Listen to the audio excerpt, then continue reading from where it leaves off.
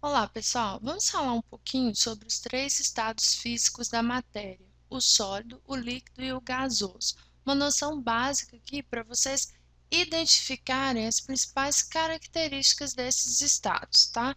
Pensarem em como as substâncias se comportam em cada uma dessas condições físicas, no estado sólido, líquido ou gasoso. Eu tenho aqui três sistemas diferentes e imagine que cada bolinha amarela é a molécula de uma substância qualquer, tá? Imagine aí qualquer tipo de substância.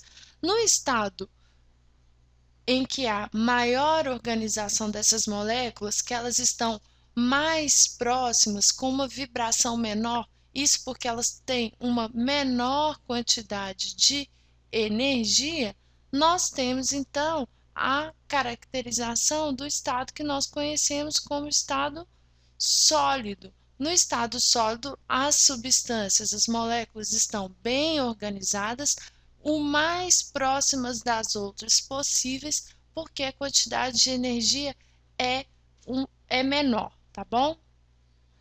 Aqui a vibração das moléculas, das partículas, é baixa devido então à quantidade de energia. No estado sólido, é um pouco difícil comprimir. Imagine que eu exerça uma força aqui comprimindo esse sistema, tá? Imagine que eu exerça aqui uma força de compressão.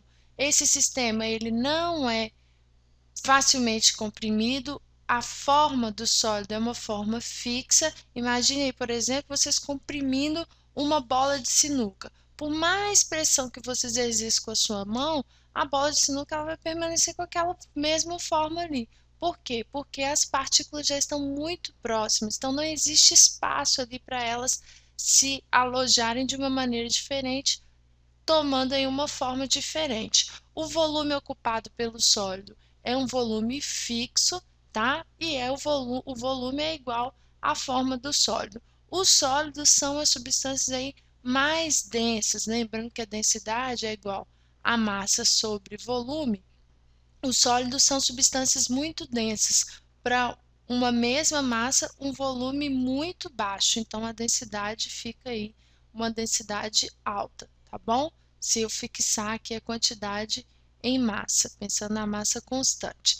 Já no estado líquido, que é aqui o nosso sistema 2, as partículas das substâncias estão aí um pouco mais livres, um pouco mais afastadas umas das outras. Isso porque a quantidade de energia aqui já é um pouco maior do que a quantidade de energia dos sólidos. Então, essas partículas têm uma vibração um pouco maior, o que afasta aí mais a partícula uma da outra. Aqui também, se eu exercer uma pressão, vamos imaginar aqui que eu vou exercer uma força de compressão. Como existe espaço entre as partículas, espaço vazio, quando eu comprimir, eu vou conseguir aproximar ainda um pouquinho mais uma partícula da outra. Ou seja, o líquido já é um pouco mais,